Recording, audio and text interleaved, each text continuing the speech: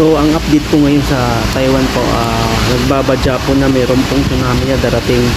So malapit po kami sa dagat, hindi pa rin kami pinapahin ko sa trabaho, pero ayos lang ho, okay naman po ang building. Ang kinakabahan lang po namin ang tsunami na darating.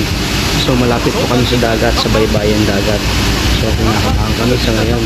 So ang dami-dami pong nangyayari ngayon sa building ng Taiwan. Iba't ibang klaseng party ng building po. Sa nakikita natin ngayon sa ipinopost ko po, isa po yan sa nakikita ko sa Facebook na nangyayari. Ito po ang update po natin sa Taiwan po. Grabe po, nagtumbahan po yung mga building. So hindi natin alam, baka mayroong tao po sa loob ng building. Yan po ang magiging problema ngayon kasi sa ngayon po inaayos po lahat ng building na natutumba. So grabe po ang nangyayari. So yun na nga ho, kami dito okay naman, tuloy-tuloy pa rin ang trabaho.